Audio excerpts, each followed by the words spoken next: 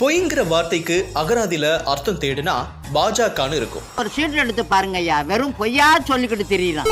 மழை வெள்ளத்துல சென்னை சிக்கி தவிச்சப்பவும் இப்போ தென் மாவட்டங்கள் சிக்கி தவிக்கிறப்பவும் பாதிக்கப்பட்ட மக்களுக்கு உதவி பண்ணாம அந்த பாதிப்பை வச்சு சில்லறத்தனமா அரசியல் பண்ணி பொழப்பு நடத்துறது தான் இவனுங்க இத்தனை வருஷமா பண்ணிட்டு இருக்கானுங்க.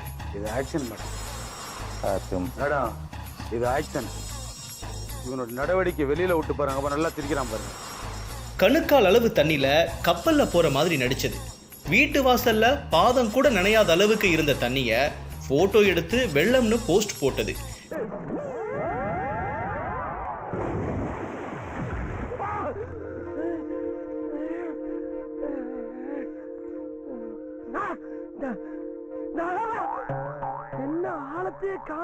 நிவாரணமா மக்களுக்கு வழங்கப்பட்ட உணவுப் பொருட்களை மக்களுக்கு கொடுக்காம அவனுங்களே எடுத்து தின்னதுன்னு பாஜக காரணங்க வெள்ளத்தை வச்சு பண்ணின கேடுகட்ட செயல்களை யாரும் மறக்க முடியாது.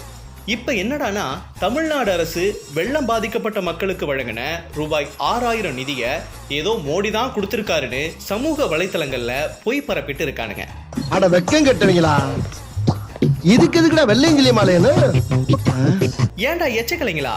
மக்களை காக்க துப்பு இல்ல, மக்களுக்கு உதவ மனசு இல்ல, ஒன்றிய அரசிலிருந்து பாதிக்கப்பட்ட மக்களுக்கு ₹1 கூட எடுத்து கொடுக்கல. இதுல எங்க தமிழ்நாடு அரசு 6000 ரூபாய் கொடுத்ததுக்கு அதை மோடி தந்தார்னு வெக்கமே இல்லாம சொல்றீங்களேடா. எரியிற வீட்டுல புடுங்கின வரைக்கும் லாபம்னு மக்களோட கஷ்டத்திலையும் அரசியல் செய்யற உங்களை மாதிரி மானம் கெட்ட வெக்கம் கெட்ட பிறவிங்க இந்த உலகத்திலேயே கிடையாது.